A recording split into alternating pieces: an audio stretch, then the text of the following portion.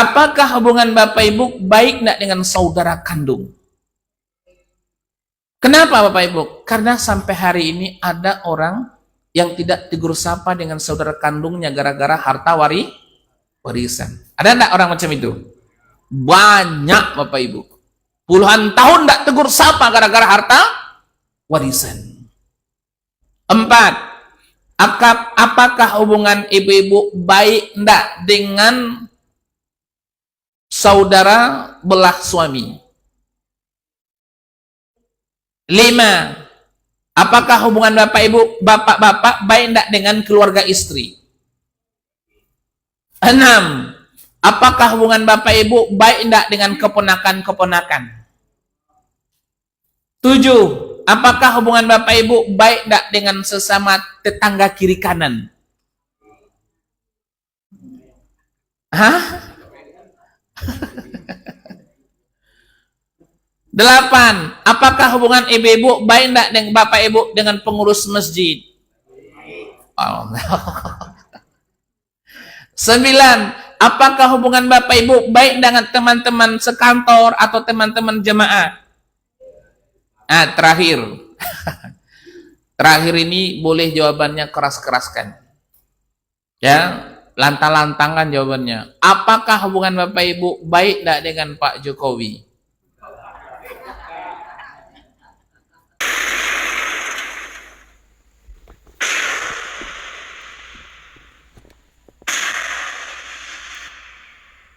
Amin ya rabbal alamin.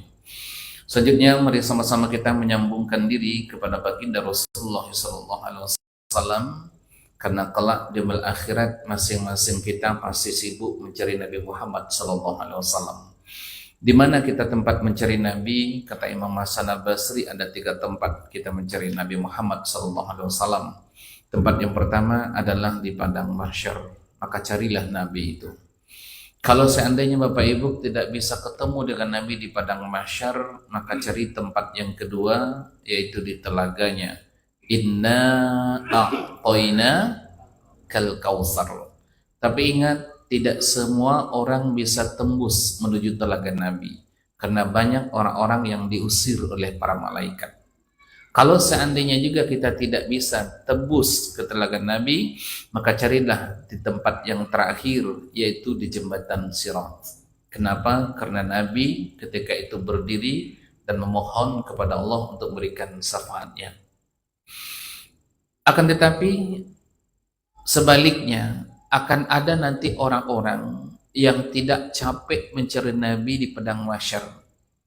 Akan ada nanti jamaah masjid, ya, Jamiatul Zahidin ini tidak letih mencari Nabi di tengah lautannya manusia berkumpul di padang mahsyar.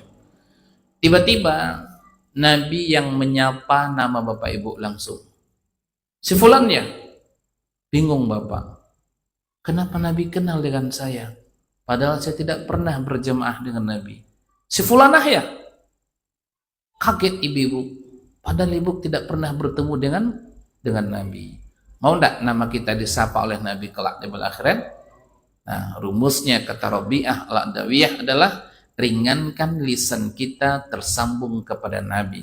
Lewat apa? Lewat kalimat salawat dan salam. Bilafaz Allahumma salli ala Sayyidina Muhammad wa ala ali Sayyidina Muhammad. Mudah-mudahan kelak di akhirat nama-nama kita yang dahulu disapa oleh Nabi Muhammad SAW. Amin ya rabbal alamin. Bapak Ibu jemaah salat maghrib yang dimuliakan Allah Subhanahu wa taala, kajian kita pada maghrib ini adalah membahas tentang dimensi ketakwaan. Ada kebiasaan di daerah kampung-kampung kita. Saya asli Pasaman Timur, Rau. Itu kebiasaan kami di kampung itu, mungkin sama daerah lain. Salah satu perlombaan yang diadakan di hari-hari raya Idul Fitri itu, di hari ketiga, keempat, salah satunya adalah lomba panjat batang pinang. Apa pernah enggak ikut lomba panjat pinang? Ada kan? Ibu-ibu pernah enggak menyaksikan? Pernah melihat? Apa yang menarik kita perhatikan? ketika mereka sampai di puncak tertinggi, itu luar biasa mereka bahagianya itu. Bahkan hadiah yang digantungkan itu mereka runtuhkan semuanya, saking senangnya. Padahal untuk ke atas itu, batang pinang itu licin enggak? Licin. Apa dikasih panitia? Oli, gomo, sabun, segala yang licin-licin dikasihkan itu. Nah, pertanyaannya, bahagia enggak mereka mendapatkan hadiah? Bahagia, Pak. Apa maksud saya? Sebulan kita bertarung, di bulan Ramadan kita bertarung, pertanyaan kecilnya, udahkah kita mendapatkan hadiah termahal dari Allah, yaitu la'allakum? Nah, itu dia. Itu pertanyaannya. Kira-kira udah dapat enggak sama kita takwa itu? Kira-kira udah dapat atau belum? Ibu-ibu udah dapat atau belum kira-kira? Hah?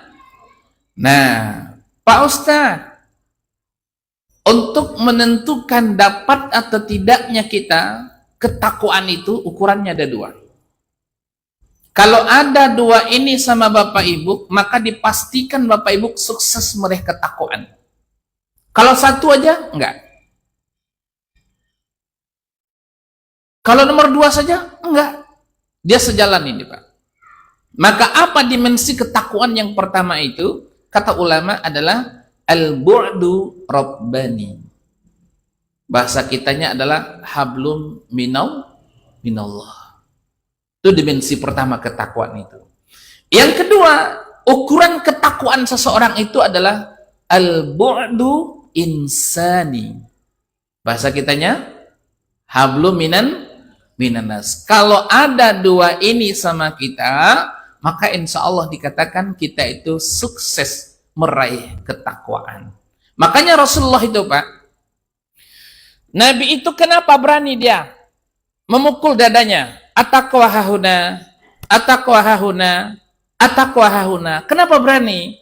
Karena Nabi megang dua ini. Al-bu'du rabbaniyah, jangan tanya hubungan Nabi dengan Allah. Al-bu'du insaninya, jangan tanya hubungan Nabi dengan sesama manusia. Bersih itu hubungan Nabi dengan manusia itu, Pak. Bersih.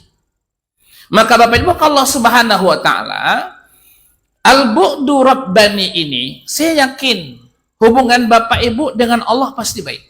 Yakin saya, Pak. Apa tanda hubungan Bapak Ibu baik dengan Allah? Alhamdulillah Bapak Ibu masih sholat tepat waktu.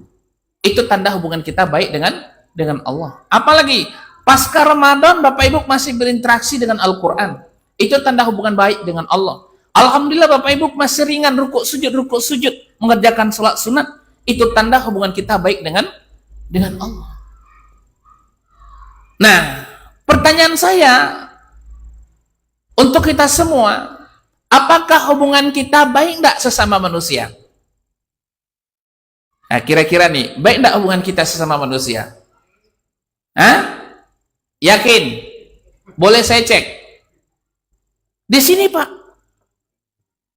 Di sini yang menjadi persoalan itu, al-bu'du insani ini kadang-kadang, Pak, yang banyak membuat kita itu terjerumus. Contoh, saya pengen mengejar Bapak Ibu. Ya, saya inginkan kalau seandainya selama ini hubungan kita ada yang retak dengan manusia, maka maghrib ini selesai semuanya. Sebab berbahaya, Pak.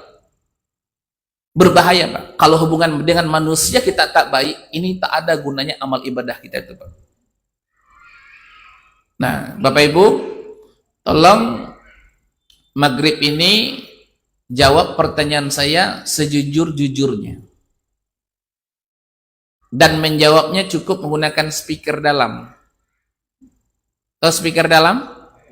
Nah, cukup menggunakan bahasa hati. Kalau keras-keras nanti takut ketahuan betul Bapak Ibu punya musuh dengan orang lain. Dan pertanyaan saya ini berlaku untuk orang yang hidup maupun telah wafat. Karena itu hablum minannas. Satu, apakah hubungan Bapak Ibu baik enggak dengan kedua orang tua kandung? Dalam hati aja, Bu. Kenapa hal ini saya tanyakan, Pak? Karena banyak hari ini Bapak Ibu Orang tua berkelahi dengan anaknya banyak, Bapak Ibu. Bahkan Bapak Ibu, ada seorang ibu datang kepada kami, Pak Ustadz. Iya. Kenapa Ibu? Pak Ustadz, berdosa enggak saya? Ada apa dengan Ibu? Muncul penyesalan dia. Pak Ustadz, dulu ketika ibu saya dalam keadaan sakit, saya tak pernah tengok dia, Pak Ustadz.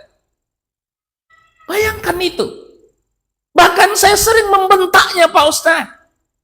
Meninggal orang tua, kemaafan belum juga diminta lagi. Itu satu. Dua, apakah hubungan Bapak Ibu baik tidak dengan kedua mertua? Kenapa saya tanyakan, Pak? Karena banyak hari ini, mohon maaf, menantu-menantu yang itu kurang ajar kepada mertuanya. Contoh Pak. Ada ndak Bapak Ibu, ini suaminya baik, tapi istrinya perhitungan kepada mertuanya. Ada ndak orang macam itu? Mana orangnya?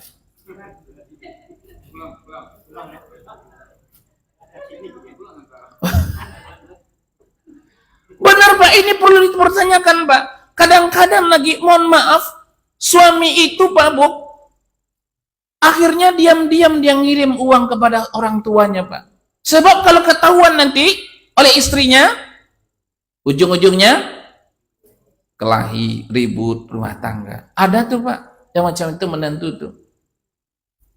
Maka kalau ada hal seperti itu Pak Ibu, Bapak Ibu, mohon maaf, perhitungan sama mertua, silang aja. Itu tanda tak baik hubungan kita dengan mertua. Tiga, apakah hubungan Bapak Ibu baik tidak dengan saudara kandung? Kenapa Bapak Ibu? Karena sampai hari ini ada orang yang tidak tegur sapa dengan saudara kandungnya gara-gara harta warisan. Ada enggak orang macam itu? Banyak Bapak Ibu. Puluhan tahun tidak tegur sapa gara-gara harta warisan. Empat, apakah hubungan ibu-ibu baik enggak dengan saudara belah suami? Lima, apakah hubungan bapak-bapak baik enggak dengan keluarga istri? Enam, apakah hubungan bapak ibu baik enggak dengan keponakan-keponakan? Tujuh, apakah hubungan Bapak Ibu baik tidak dengan sesama tetangga kiri kanan? Hah? Delapan, apakah hubungan ibu-ibu baik tidak dengan Bapak Ibu dengan pengurus masjid? Sembilan, apakah hubungan Bapak Ibu baik dengan teman-teman sekantor atau teman-teman jemaah? Terakhir. Terakhir ini boleh jawabannya keras-keraskan. Ya, lantang-lantangan jawabannya. Apakah hubungan Bapak Ibu baik tidak dengan Pak Jokowi?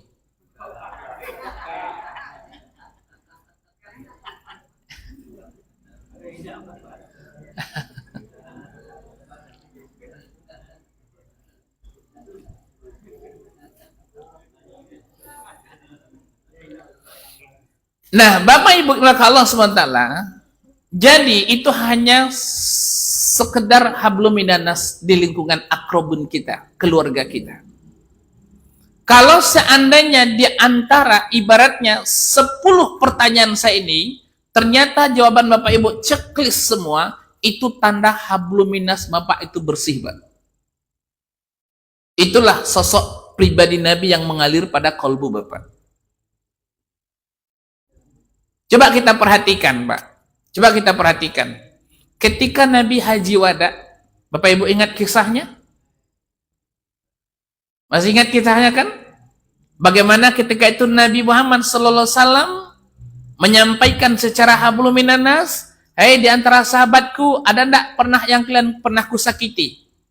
Itu kan menunjukkan penyelesaian tuh, Pak.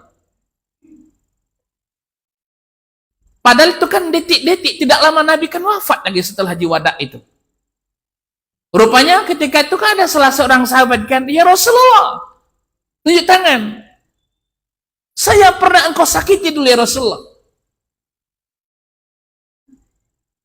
Umar kan agak marah sedikit waktu itu. Ibaratnya Nabi kan bahasa kita yang meninggal perangai lah bahasa kitanya. Tanda-tanda lah Nabi mau pergi. Kata Rasulullah, duduk kau Umar, biar aja dia. Nah, ketika mendekat kepada Rasulullah Sallallahu Alaihi Wasallam, dia bilang, ya Rasulullah, dulu engkau cambuk aku dalam keadaan tidak berbaju. Sekarang aku mau balas. Pertanyaan, Nabi buka atau tidak bajunya? Dibuka, Pak. Saat dia membuka bajunya, Nabi Muhammad SAW membuka bajunya, ternyata dia cium peluk erat itu tubuh Nabi Muhammad SAW. Cerdas ini para sahabat, Pak. Barulah tercengang Abu Bakar, Umar, dan sahabat-sahabat yang lainnya. Kenapa? Karena Nabi pernah berkata, orang yang bersentuhan kulitnya dengan kulitku tidak akan pernah dimakan oleh api neraka. Pintar atau tidak sahabat, Pak? Cerdas. Tapi hikmahnya apa? Nabi pengen membersihkan hablum minanasnya. Nah, kalau seandainya di antara pertanyaan itu Bapak Ibu ada yang silang 1, 2, 3, 4, cepat selesaikan, Pak. Kenapa Bapak Ibu harus diselesaikan? Karena kalau tidak Bapak Ibu selesaikan, sehebat apapun Bapak menyembunyikan kezaliman kepada orang lain, nanti di akhirat itu Allah sendiri yang mencari Bapak Ibu. Sehebat apapun Bapak menyembunyikannya. Ketika kita nanti di padang mahsyar berkumpul Bapak Ibu, itu Allah sendiri yang mengincar Bapak Ibu. Apa kata Allah? Aina si fulan? Mana si fulan itu? Bukannya Allah tidak tahu, Pak, tapi Allah pengen bertanya, memberi pelajaran bagi kita. Apa kata malaikat? Hadza ya Rab, ini ya Rab.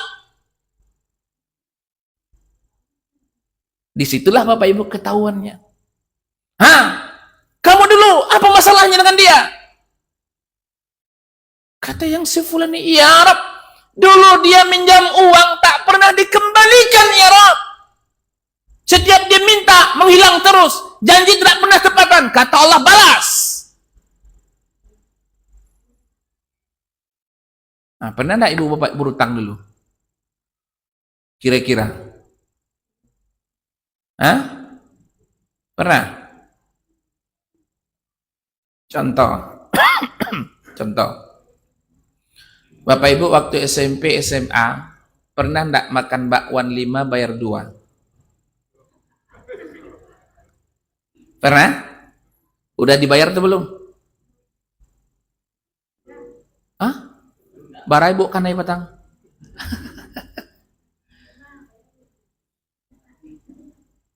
Itu hati-hati loh Pak. Benar Pak. Wajib diselesaikan. Itu paling bahaya itu Pak. Karena itu hablum minan nas itu Pak. Maka Bapak Ibu nanti cari itu etek kadai, ketika Bapak pulang ke kampung, cari dia.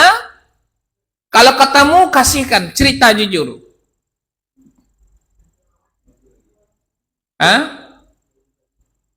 Bagaimana kalau udah meninggal dia? Cari ahli warisnya. Itu wajib tuh Pak. Cari ahli warisnya, kalau seandainya ahli waris tidak jumpa, ibaratnya dia ditanya kiri kanan, rupanya ibu ngontrak pula di SMA atau di SMP dulu, maka barulah berlaku hukumnya. Bapak hitung-hitung selama 3 tahun berapa jumlah bakwan yang Bapak makan. Misalkan kalau ada 100 biji selama 3 tahun tak pernah bayar, kali harga bakwan sekarang. Berapa harga bakwan sekarang?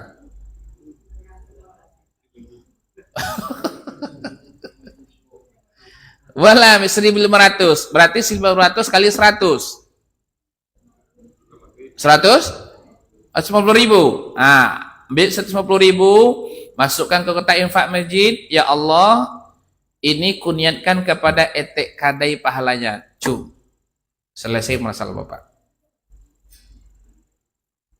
Selesai. Itu bakwan baru tuh, belum tempe lagi. Jadi apapun yang kita lakukan itu cepat selesaikan Pak. Ada tentara Pak. Jadi dia pergi umroh, tentara nih.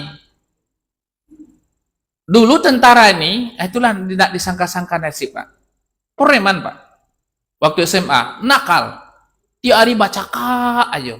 Baca ka aja. Jadi waktu dia umroh, jumpa dia, etek kadai waktu dia sekolah dulu. Tapi antara iya dan tidak, dia dekati, ini ibu kantin dulu tanda ya. Untuk meyakinkan, dia dekati terus, dekati. Nah barulah dia yakin. Wah, ini pasti nih, etek kadai dulu nih. Dia tanya langsung, nenek, karena udah tua kan, ibaratnya udah 40 tahun yang lalu. Nenek, betul nenek dulu yang jualan di SMA ini. Betul, kamu siapa? Dibilanglah, Nek, kata dia, ini saya si Fulan bin Sufulan. Dulu ketika makan di kantin nenek, saya sering tidak bayar, Nek. Ini tanah suci menjadi saksi, Nek. Saya mau bayar sekarang, Nek. Berapapun nenek minta harganya, saya bayar sekarang. Untunglah nenek itu. Nah, nenek udah paham dah semua perangai kalian dulu. Dan semua yang kalian makan dari kantin nenek itu udah nenek maafkan semuanya. Apa artinya? Kalau jumpa kita nenek macam itu, selamat apa? Tapi kalau jumpa nenek yang lain, itu nanti Bapak Ibu yang akan bahaya. Itu contoh. Apa Bu? Nah apalagi nanti ditanya lagi oleh Allah tuh, apa masalah kamu? Ya Arab, dulu ini sering membuang sampah depan rumah kami. Kata Allah balas. Benar Pak? Apapun bentuk kezaliman kita kepada manusia itu catatannya detail di mata Allah Pak. Apalagi persoalan kamu? Ya Arab, dulu wa idza khatabahumul jahilun, mulutnya ini kasar sekali. Sehingga rumah tangga kami hancur gara-gara lisannya, difitnah aja sana sini kami. Kata Allah balas. Ya Arab, dulu dia ini ya Arab, saudara kandung saya ini mengambil harta warisan kami. Kata Allah balas. Ya Arab, di situ jadi saksi semuanya Pak. Ya Arab, ini dulu ya Arab menabrak kendaraan kami, lari dia. Balas. Ternaik semuanya Pak. Naik semua tuh. Kasus-kasus itu semua tuh. Nah, ini yang paling berbahaya Pak. Bahayanya apa? Amal ibadah kita itu, sehebat apapun kita di muka bumi ini, sebagai ahli ibadah pun kita nanti Pak, tapi hubungan kita dengan manusia bermasalah, itu semua sholat kita pindah kepada orang yang pernah kita zalimi Pak. Puasa kita tuh, berapa kali Bapak puasa seumur hidup itu ditransfer semua pahalanya kepada orang yang pernah kita zalimi. Apalagi ya tahajud kita, baca Quran kita, apapun bentuk ritual amal ibadah kita itu akan dipindahkan Allah kepada orang yang pernah kita zulimi. Akibatnya apa? Dosa orang yang kita pikul. Hal ataka hadisul ghasyiyah wujuhu yauma idzin khasyi'ah. Itu yang kita takutkan. Maka selesaikan hablum minanas. Apapun bentuknya Bapak Ibu, harus dibersihkan.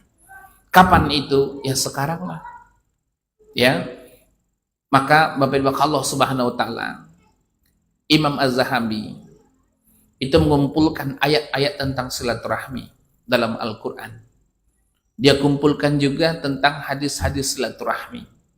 Bahkan beliau juga mengumpulkan hikayat-hikayat atau cerita-cerita atau riwayat-riwayat yang terkait tentang silaturahmi dan orang memutuskan silaturahmi. Ada satu kisah yang menarik beliau sampaikan. Dulu ada orang kaya raya Pak, pergi melaksanakan ibadah haji ke tanah suci. Jadi beliau itu membawa uang terlalu banyak. Dia bawa uang itu sebanyak 1000 dinar Pak. Dinar itu kan mata uang emas. Tidak seketek itu Pak, 1000 dinar itu. Kalau kita ukurkan itu Pak, Miliaran ada tuh uangnya. Kan repot enggak kalau uang itu kita tenteng saat nanti tawaf milik Ka'bah? Kan menyusahkan itu, Pak. Akhirnya Bapak Ibu, uang yang banyak ini dia titipkan kepada orang yang taat di kota Mekah itu. Taat, amanah, jujur, ahli ibadah. Nah, setelah titipkan dia pun pergi menunaikan ibadah haji. Singkatnya, setelah selesai melaksanakan ibadah haji itu, dia kembali ke kota Mekah dan dia pun teringat dengan uang dia, pergi dia ke rumah tempat orang menitipkan uang tersebut. Belum sampai dia ke rumah tempat menitipkan uang itu dapat informasi dari tangga kiri kanan, bahwasanya si fulan itu sudah meninggal.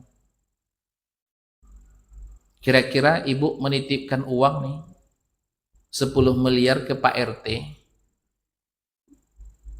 Pas pulang haji meninggal Pak RT itu. Ibu ikhlaskan atau tidak? Berat enggak mengikhlaskannya? Berat itu, Pak. Kalau 100 ribu, ada ada kan? Nah, akhirnya orang kaya ini nanya sama ahli waris kepada anak-anak almarhum, tahu enggak kalian? Bapak dulu menyimpan uang sama orang tua kalian 1000 dinar.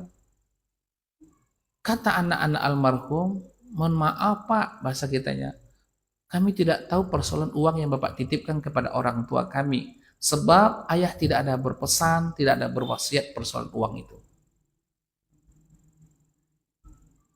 Maka melihat hal ini Bapak Ibu, dia coba bagaimana celahnya nih supaya uangnya ini kembali. Maka dia konsultasilah kepada seorang ulama yang hanif di kota Mekah itu. Karena ulama ini pintar, cerdas, dapat dia solusi, Pak. Diceritakan kronologisnya, dia menitipkan uang. Apa kata ulama itu solusi? Yang pertama, udah begini aja. Nanti malam pergi kamu ke sumur Zam-Zam. Kalau dia orang baik, sekali engkau panggil, dia akan ada menyaut lah bahasa kitanya, akan ada respon. Sepertiga malam. Sumur Zam-Zam itu Bapak Ibu dulu di tahun-tahun 90-an Bapak Ibu yang pernah haji, itu sumur Zam-Zam itu Pak terbuka tuh Pak. Terbuka dulu tuh Pak. Di tahun 2000 baru ditutup sampai sekarang. Sekarang kan nampak enggak Bapak Ibu sumur Zam-Zam itu? Karena nampak lagi kan. Oh dulu Pak terbuka tuh. Nampak air tuh. Jadi pas sepertiga malam Bapak Ibu dipanggillah jam 2 malam itu. Ajo, bahasa kita begitulah. Dipanggil sekali nggak ada jawaban. Ajo, dipanggil 2 kali nggak ada respon. Ajo, nggak ada tanggapan. Kurang mahnya tuh. Itu misal aja. Nah, karena tidak ada jawaban, akhirnya esok paginya dia ceritakan kepada syekh tadi, ulama tadi, Syekh, saya udah panggil berkali-kali tapi tak ada jawaban dari dalam sumur Zam-Zam. Apa jawab ulama itu? Inna lillahi wa inna ilaihi raji'un. Celaka. Berarti ini tanda tak baik. Lalu bagaimana uang saya, Syekh? Udah, solusi terakhir begini. Engkau pergilah ke negeri Yaman. Di sana ada namanya Sumur Barhut. Sumur Barhut itu Nabi pernah ceritakan. Seburuk-buruknya air di muka bumi ini adalah air Sumur Barhut. Kenapa? Airnya bau bangkai. Dan sebaik-baiknya air di muka bumi ini adalah air Sumur Zam-Zam. Bahkan Nabi ceritakan Bapak Ibu Allah Subhanahu wa taala. Sumur Barhut itu misterinya sampai hari ini nggak ada orang yang berani tinggal buat rumah dekat sumur Barhut itu. Kenapa? Karena setiap ada orang jahat yang meninggal di bumi ini itu bau bangkai itu Pak. Hawanya itu bau bangkai. Jadi ada peneliti barat Bapak Ibu ingin melihat apa sih keanehan yang terjadi di sumur Barhut itu. Mereka buat kemah lah beberapa malam dekat sumur Barhut itu. Mereka bawa alat-alat yang canggih meneliti sumur Barhut itu dalam. Kedalamannya itu lebih 160 meter kedalamannya sumur itu, Pak. Jadi kata mereka, di malam-malam itu suara yang terdengar sama mereka itu dumma, dumma, dumma. Itu yang keluar dari sumur Barhut itu.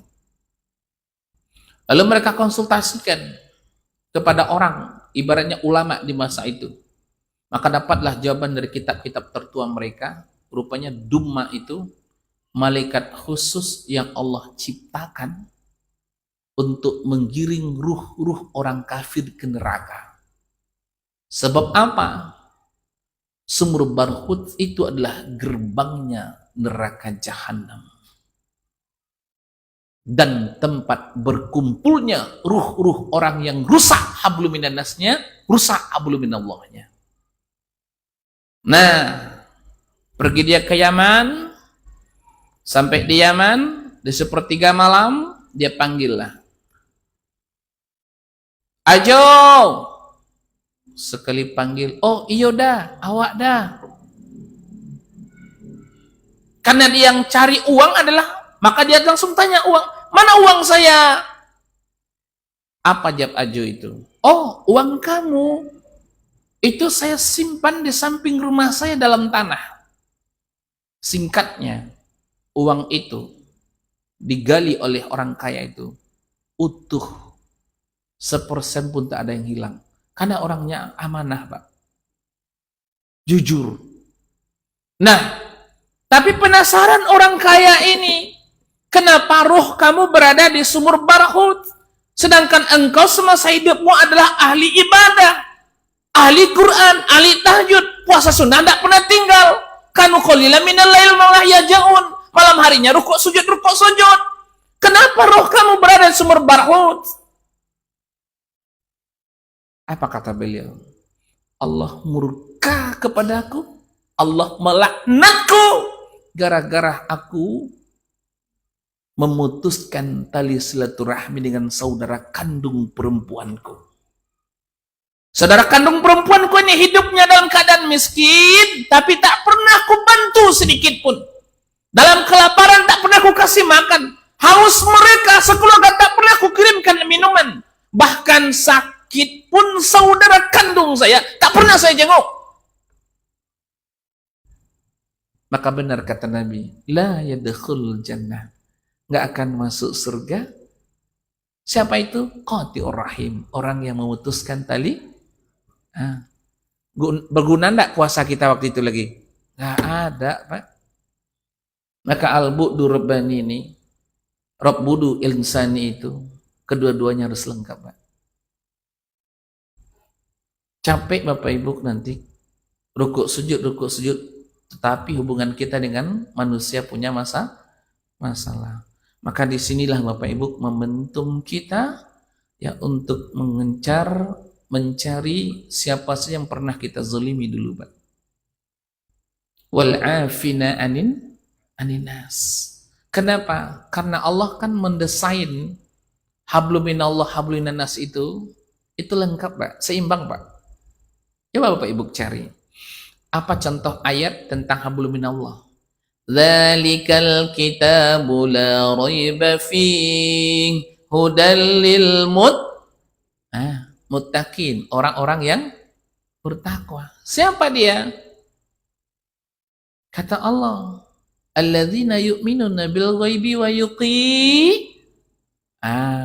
yuqiminas shalah. Ketika kita rukuk sujud, apakah itu hubungan kita dengan Allah? Benar. Itulah contoh ayat hablum minallah. Mana contoh ayat hablum minannas? Wasari'u ila maghfiratin mir rabbikum wa jannatin arduhas samawati wal ard uiddat lil muttaqin. Muttaqin, orang-orang yang bertakwa. Siapa mereka? Alladzina yunfikuna fis sarai wad dharra. Nolong orang, bantu orang dalam keadaan lapang maupun sempit. Hablum minanas itu tidak tuh, nolong-nolong orang tuh. Hablum minanas. Manhan amarah. Wal afina aninas, memberikan atau minta maaf. Nah, itu contoh Bapak Ibu, ternyata Allah menginginkan kepada kita harus bagus al-budu rabbani, harus bagus al-budu insani. Barulah disebut kita sebagai orang yang bertakwa. Kalau satu, misalkan hablum minallah bagus, misalkan, tetapi hablum minanas kita rusak, nggak ada gunanya, Pak. Atau sebaliknya, dengan manusia baik, suka menolong, suka membantu, ternyata ibadah sholatnya berantakan.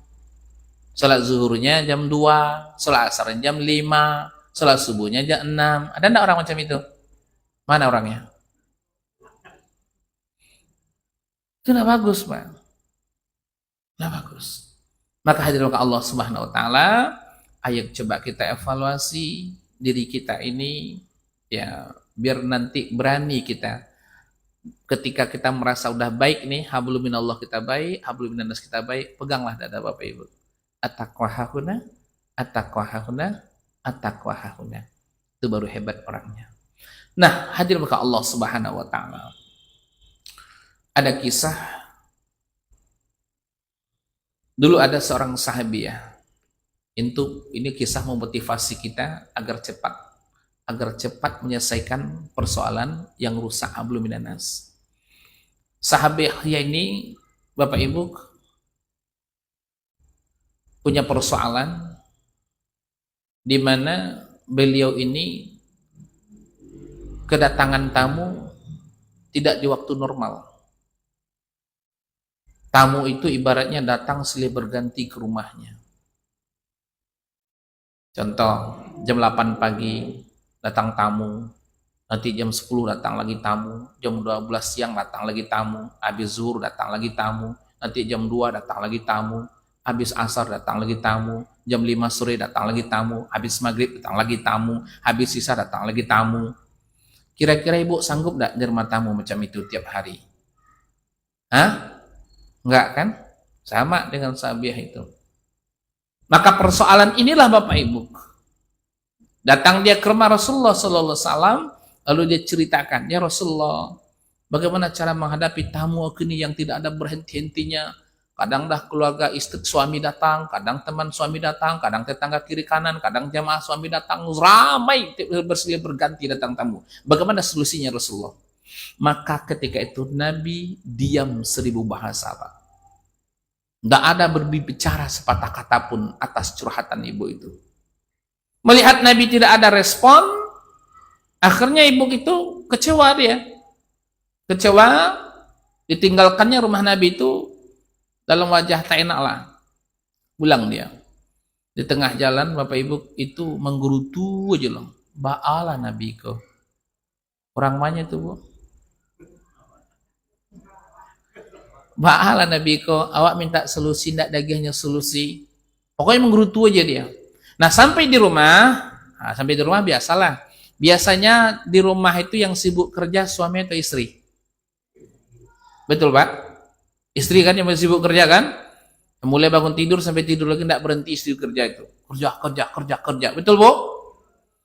Nah, ketika ibu tuh sedang sibuk bekerja di dapur, tiba-tiba pintu rumahnya diketuk. Assalamualaikum. Dibuka oleh suaminya. Rupanya datang tuh Nabi Muhammad.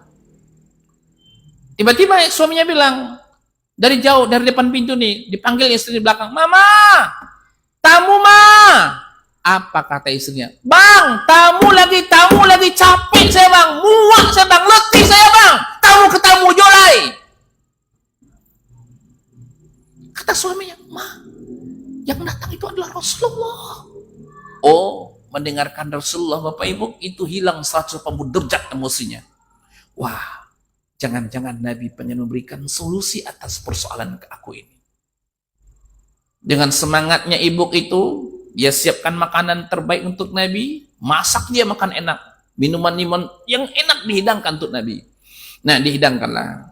Udah duduk, Nabi duduk, suami duduk, ibu tuh duduk. Kata suaminya, ya Rasulullah makan. Nabi makan. Ya Rasulullah minum, Nabi minum. Makan, minum, makan, minum, makan, minum. Tidak ada mengecek Nabi sepatah kata pun. Stres tidak ibu itu lagi? Stres pak. Bingung ibu itu. Onde, mangalah Nabi kok. Makan, minum aja. Nah, kecewa yang kedua kalinya dia. Akhirnya ibu itu pergilah ke dapur. Lihat, inilah baru jawaban Nabi pak. Apa kata Rasulullah kepada suaminya? Ajo, wang panggil itu. Tolong nanti ketika aku keluar dari